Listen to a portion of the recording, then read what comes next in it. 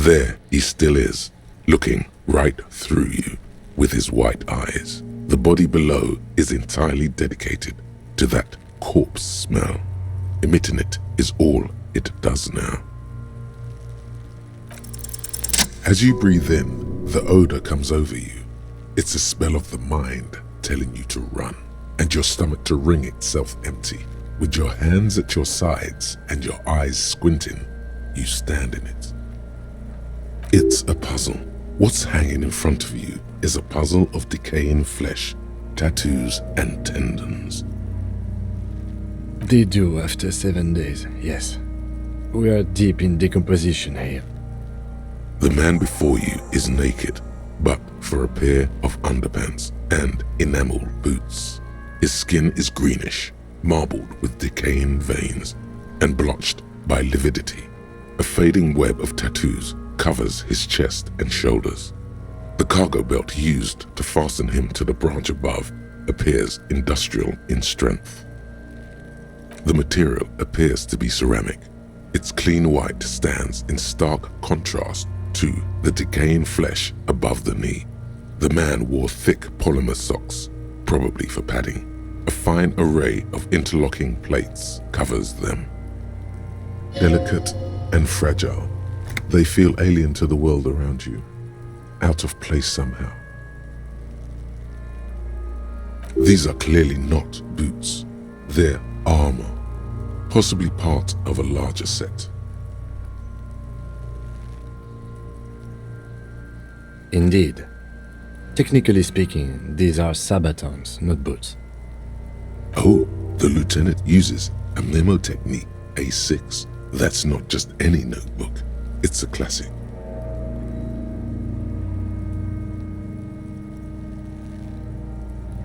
It's all you, baby. Ceramic plate. Zirconium dioxide, most likely. This is where the make would be. Under the heel. Fairweather. Fairweather model T500 VE. I'm guessing that's vitreous enamel. This is advanced stuff.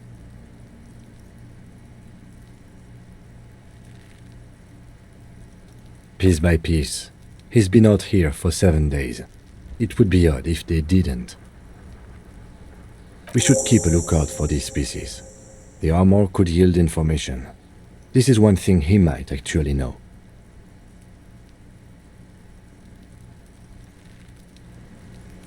The sabatons dangle off the man's decaying form, ageless and synthetic.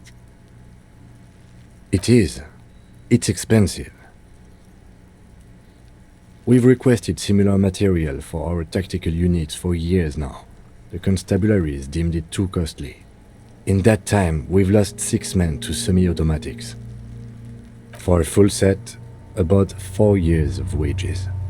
For the northwest region of Revachol, an officer's average yearly income is 5,500 rial, unadjusted for rank.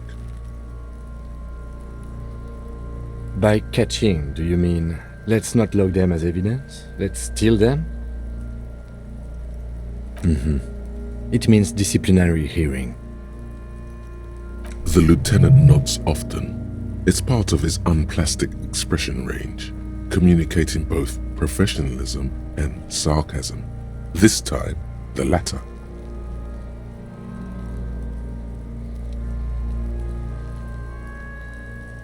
Looks like he worked for a private contractor, like Evrard told us. Wealthy, with state ties. This is way above what we have. A small bell-like sound fills the air, like tapping on the side of a porcelain cup. It's anything but. This material is a kinetic redistributor. It spreads kinetic energy horizontally, from plate to plate, dissipating it entirely. See? Faint, organic lines cover the plates where they separate into smaller ones. These plates then divide into smaller plates until there are hundreds of them altogether. Like whirls of floorboards, the design looks organic, influenced by highly resistant wood materials, like lignum vitae and ebony perhaps. If trees were made of porcelain, This is what their cross-sections would look like. The smooth, glossy surface fractures into ever more intricate interconnections, peaking on the right sabaton, where you notice. The whorls are in the shape of a letter and number combination, E50, 100, 1000. Good. Can you read it to me?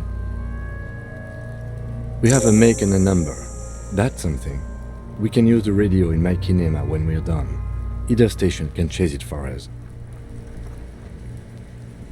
The stench fills your nostrils. As you push downward, an ominous creaking sound comes from above. Stop! Pig's gonna pull his head off. Brutal!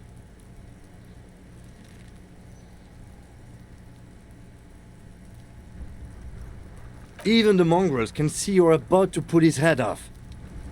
Do it, Homo!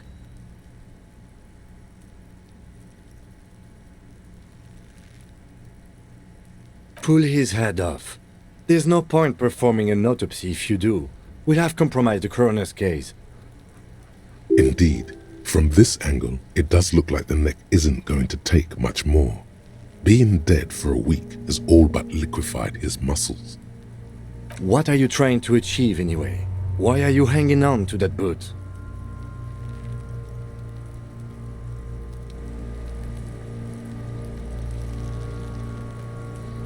How many clues do you need? You already found the number. Besides, there's no way you're getting them off. All the organic matter in his body has been flowing down into the boots. They are fused to his feet now. Why do you think the locals haven't scavenged them yet? You're sure there's a way to peel them off, but first the body needs to be down. And second, it would probably be better if the lieutenant wasn't around. The anticipation makes you crack your fingers. Feels nice. Nice and cracky.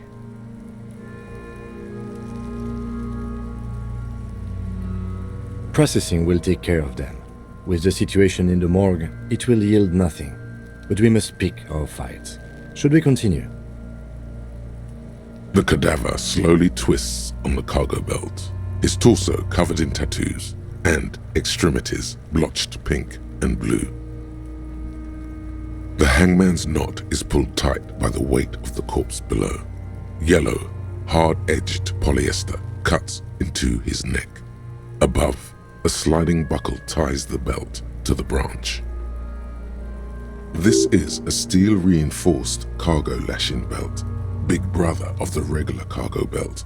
It's used for tying cargo under 6-rotor airships. Airlifting. I thought it was used on lorries for strapping cargo to them.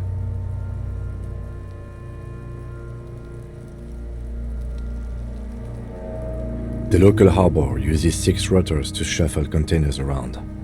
I get the sense they use whatever was on hand without paying much attention to not incriminating themselves.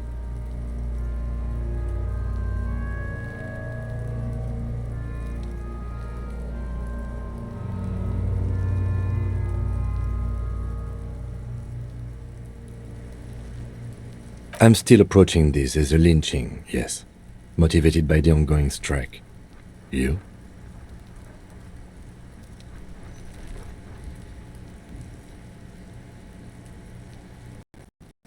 "70% of the cases I get are just filling in the blanks on the initial report. This belt worries me.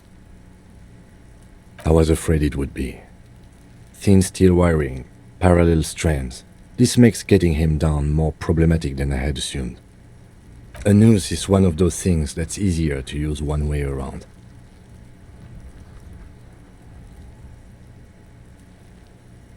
That ladder can't carry a grown man. I didn't see any splintering either, did you? I think they lassoed the branch, then pulled on the belt to close the buckle. Could be. The shape of the branch supports the theory. The cadaver hangs from the cargo belt, limbs limp and torso covered in tattoos. An intricate web of blue lines stretches across the torso, from the right shoulder to the solar plexus, Each time they intersect, a small white star is formed in their crossing. Hundreds of fading asterisks riddle his skin. Their concentration is highest around his heart. A map of the stars. I do see some similarity to astronomical charts. Great Century Messinian, maybe. But this seems more particular.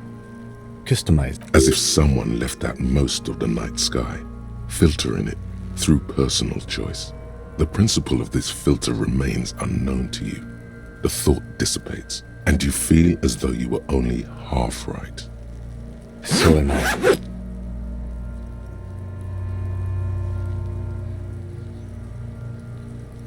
He wears a wide leather belt around his waist and a gun holster under his arm. He takes a thin piece of milled aluminium from his coat pocket and pulls it open. Sounds like a sword being unsheathed. A small lens appears, some sort of camera. Shit, Kuno! What the fuck is that? An instant color camera. I have only 2 ampoules, so nobody move. I don't want to waste one. A sound, a shrill flash, followed by the breaking of a small ampoule of glass. You see streams of color pour onto the thick, glossy piece of paper, rolling out. In case we need it.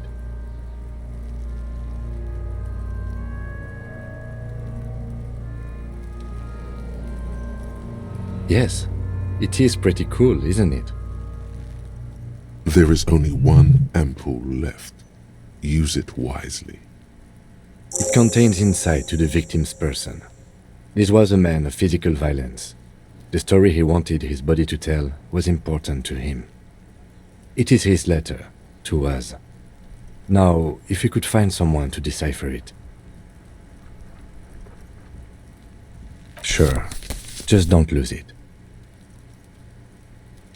The glossy-eyed corpse looks by, his mouth mute and his skin as colorful as the chemical rainbow on the photo paper, teeming with opportunistic organisms. His eyes are milky white and blind to the world, protruding comically from their sockets. There is no one home, just subaquatic terrors there. Dark brown hair grows on his head. His face is ready to explode from the organic processes inside. The death's head grin has passed. What remains is an unrecognizable mess. I'm gone.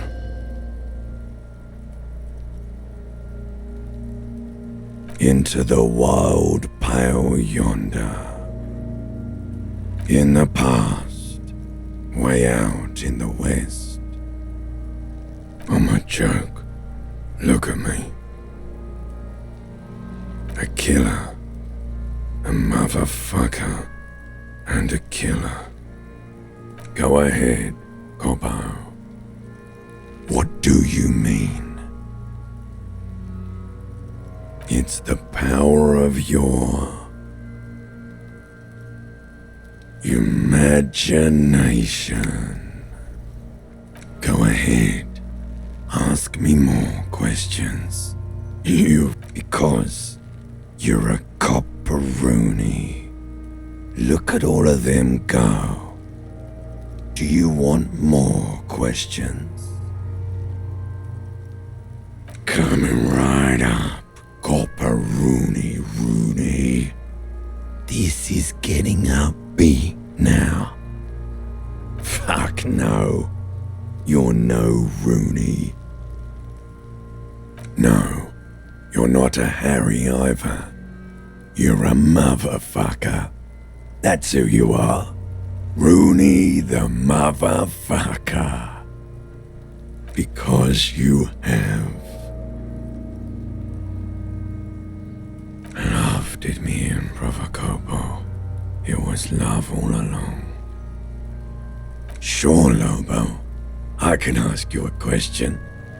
Why are you doing this? Looking at my face, motionless, looking into my eyes, standing here. Why are you investigating my murder?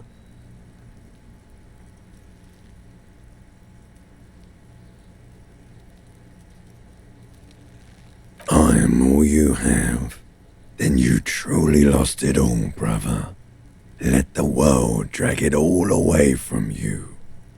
And what it left, you pissed away. And here we are. Do I remind you of someone? A child born with Muller's disease, harlequinism, grown up miraculously.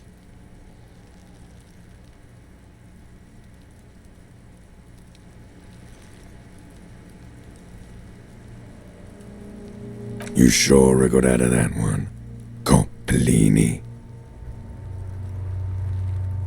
Come back later, Coppo. Amuse yourself with my frank manners and my memento mori features. If possible, also, see me in your dreams.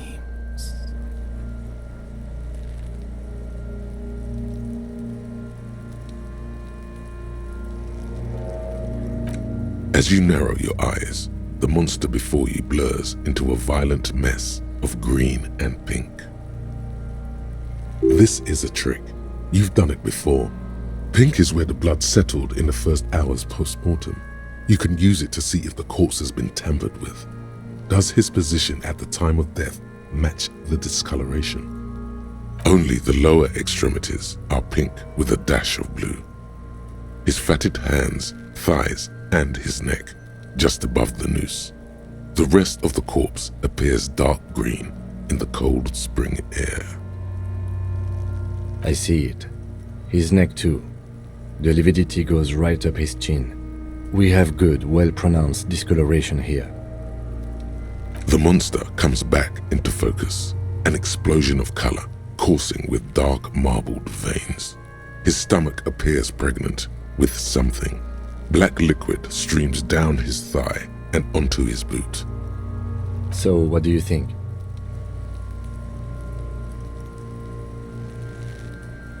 I agree. His personality is no longer a part of the world. Totally dead.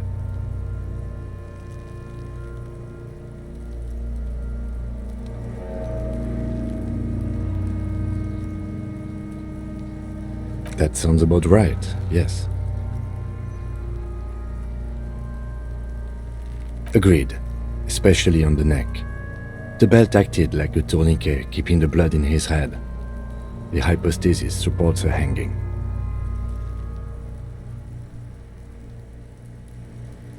There's always a chance. We should check for ligament marks on his neck to see if they're in tune with the belt. We'll have to get him down first. I do. Most of them are post-mortem. Maybe even all of them. The delinquents have made our jobs harder with their little sport. Stop talking in riddles, coin slot. He means you fucked him up good, Kuno. Fucked him up brutal-like. A pool of blood and feces has eaten into the frozen mud below the man's feet. Purge liquid is dripping into it, drop by drop. The victim appears to have contained no more than half a kilogram of digestion at the time of death. The fuck he saying? Talking about shit.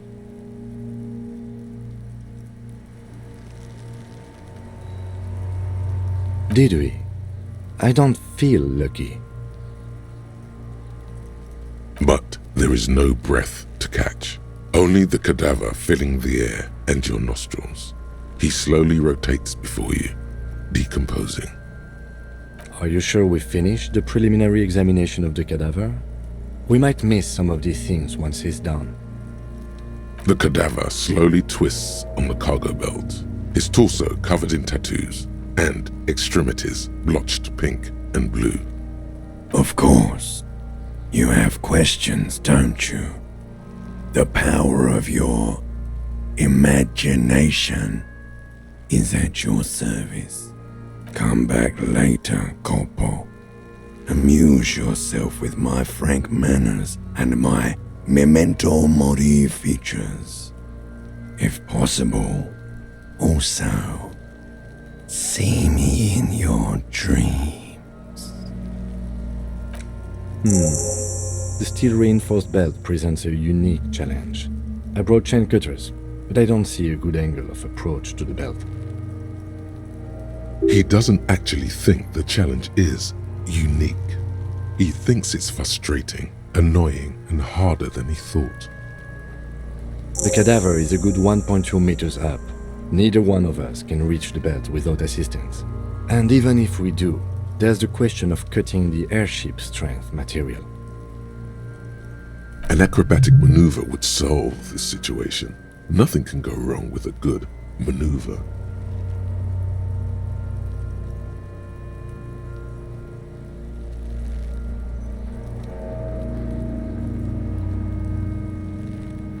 I have thought of that, yes, but the tire tracks would compromise the scene. Any prints would become illegible. That's if we get it through the hole in the fence. Also, my MC has a sloped roof. It's a sports model. The roof is slippery, an all-around bad platform to stand on. How about I take you, piggyback? The fuck are these pigs talking about? Oh, they're bank or something. Oh, it's fucking boring, Kuno. Wish they'd fuck already.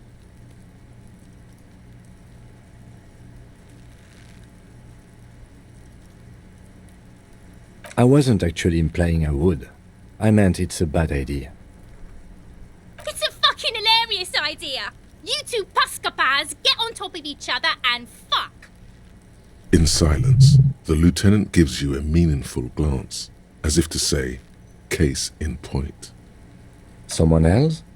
You mean like the police? What was that about processing, then? Weren't they supposed to take care of the boots? Why don't they help?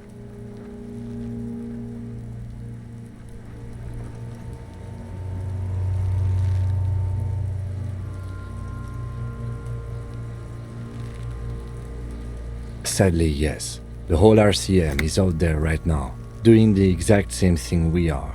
Are we in a rush to help them? Not with this on our hands. I know it's hard, but I assure you, the others won't come to help us. And we have a growing sanitary concern here. We need to get him down, fast. Yeah! Bang bang time, pig! Shoot his head off! How? Where the buckle ties the rope to the branch. That's a good spot to aim.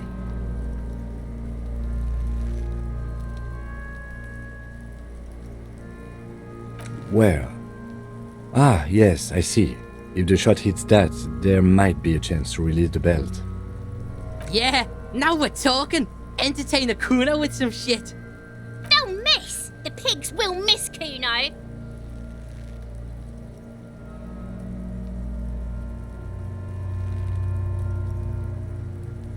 I'll blow his head off. Take it! Take the shot! Yeah, take the shot. Kuno wants some of that shit. Silence. With his elbow sharp, the lieutenant unzips his jacket and produces a lightweight firearm. He drops a paper cartridge in the barrel, separates the scouring stick, and gives the cartridge 5 tucks, securing it in place. That's a Kiel A9090 Armistice, mass-produced muzzleloader, ascetic, frugal, one of the most common firearms in the world.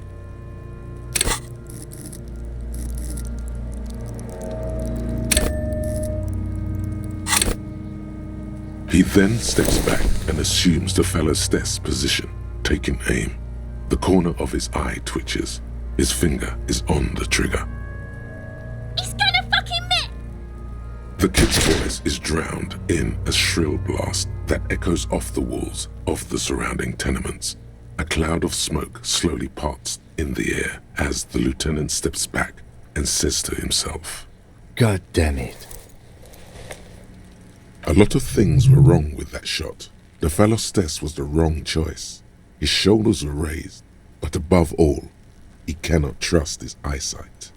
Fucking idiot! Mookaba asshole! Kuno could have hit it easy, but then Kuno's not fucking handicapped, is he?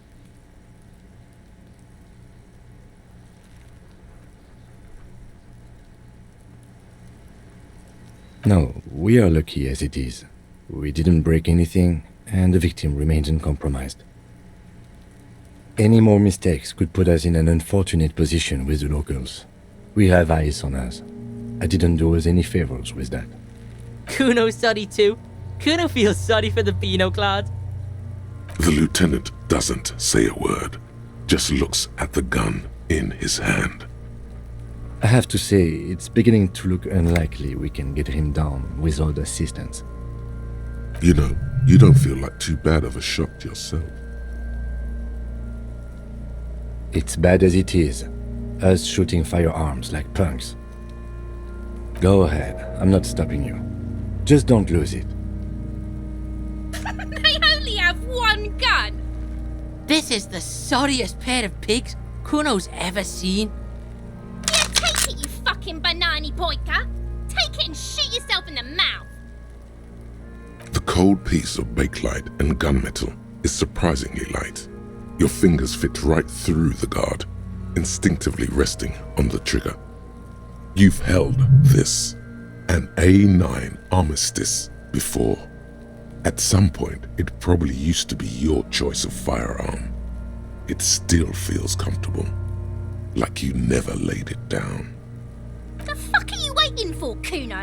Tell him to shoot himself in the mouth. The buckle comes into focus in your sights. You stand with your feet planted firmly in the ground and your left hand supporting your gun arm. Why don't you just shoot yourself in your mouth? At least you won't miss. Your field of view narrows. The branch slowly moves, becoming entirely two-dimensional. The metal buckle glimmers, catching the noon light as the corpse slowly rotates. The slow movement of the branch in the wind and your shoulders directing the gun sync up, dancing hypnotically. Look, he's crying. You gonna cry now, fucking faggoty?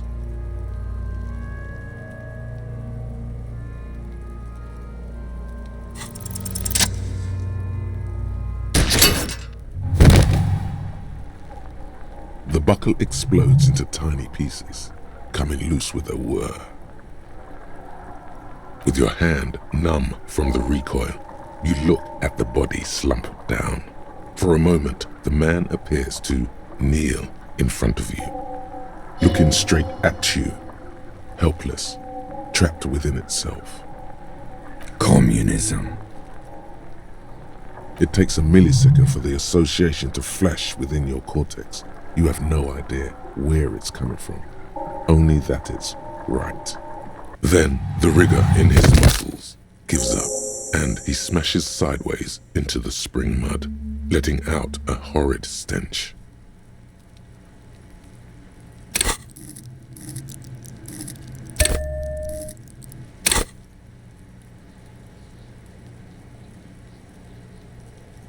Ace is high. The Ace is High, a custom invented by the aerostatic brigades during the revolution, is used to celebrate success in Revachol, especially in sports. The gesture is spread across the world despite the defeat of the revolutionaries themselves. You could add an Ace's Low to it, if you like, by turning your back after the high and waiting for another.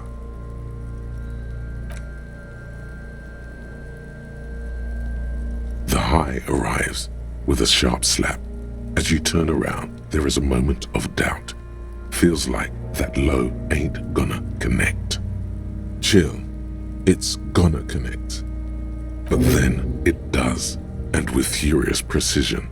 The lieutenant is not one to leave an Ace's Low hanging.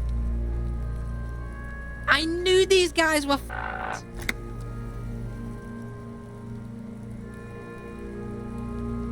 We will perform a field autopsy and determine the cause of death. But before... Excuse me. Slumped on the ground like that has not improved the way the corpse smells. The fall seems to have released something deep inside it. It looks like I feel like taking a break from the stench. I'm sorry to interrupt the jubilations here. Just a little breather before we do the autopsy. Yes, the 4 phases of a murder scene. 1. Investigation of the scene. I can't say I'm fully satisfied with that part. We should search for prints, maybe. 2. Initial examination of the victim. We were exhaustive in our efforts there. Good job. 3. Field autopsy. This will not be pleasant or easy, and it will have to be performed on the scene. The fuck are they on about? Cops are gonna cut his shit up next. 4 and final, transport of the coroner's case to the district morgue. I'll do that. God, this stinks. No, you and I are detectives.